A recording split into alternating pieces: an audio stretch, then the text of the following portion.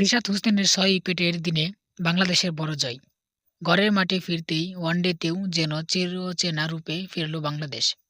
রিশাদ হোসেনের leg স্পিনের জাদুতে West ইন্ডিজকে ৭৫ রানে হারাল তারা। মিরপুর শেরেবাংলা জাতীয় ক্রিকেট স্টেডিয়ামে আগে ব্যাট করতে নেমে ৪৯.৪ ওভারে ২০৭ রান করে অল আউট হয়ে যায় বাংলাদেশ। জবাবে বিনা উইকেটে ৫১ রান করা ওয়েস্ট ইন্ডিজকে মাত্র ১৩৩ রানেই গুটিয়ে যায়। ক্যারিবিয়ান ব্যাটিং লাইনআপকে এলোমেলো করে ৩৫ রানে ৬ উইকেট নেন রিশাদ। ওয়ানডেতে ৬ উইকেট নেওয়া বাংলাদেশের চতুর্থ বোলার তিনি। এর আগে কেনিয়ার বিপক্ষে ২৬ রানে ৬ উইকেট পেয়েছিলেন মাশরাফি বিন মুর্তজা। নিউজিল্যান্ডের বিপক্ষে রুবেল হোসেনও নিয়েছিলেন ২৬ রানে ৬ উইকেট। এছাড়া ভারতের বিপক্ষে ৪৩ রানে ৬ উইকেট পান মুস্তাফিজুর রহমান। অথচ রান তাড়ায় শুরুটা দারুণ ছিল ওয়েস্ট ইন্ডিজের।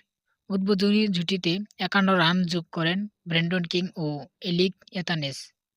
১২তম ওভারে আক্রমণে এসেই এই জুটি ভাঙেন রিশাদ। এলবিডব্লিউ হয়ে ফিরেন ৩৬ বলে ২৭ রান করা এতানেস। এরপর দ্বিতীয় উইকেটে প্রতিরোধের চেষ্টা করেন কিং ও কেসি কার্টি।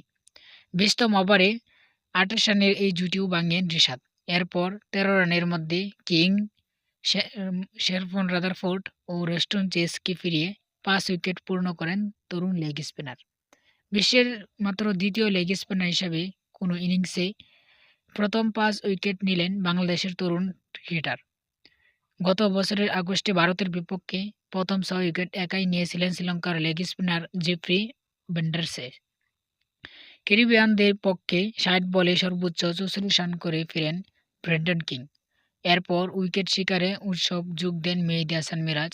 ওয়েস্ট ইন্ডিজের ১০০ হতেই গুদাকেশ মতিকে আউট করেন বাংলাদেশ অধিনায়ক। এরপর বাংলাদেশের জয়ের পথে বাধা হয়ে থাকা শাই হোপকে কট বিহাইন্ড করেন তানভীর ইসলাম। বাকি কাজ সারতে একদমই সমস্যা হয়নি। নতুন স্পেলে ফিরে ২ উইকেট নেন মুস্তাফিজুর রহমান। আর মাত্র ৪৯তম ওভারে শেষ বলে খেরি পিয়ারকে আউট করে ৬ উইকেট পূর্ণ করেন রিশাদ। এই দারুণ জয়ে ১-০ ব্যবধানে এগিয়ে আছে বাংলাদেশ।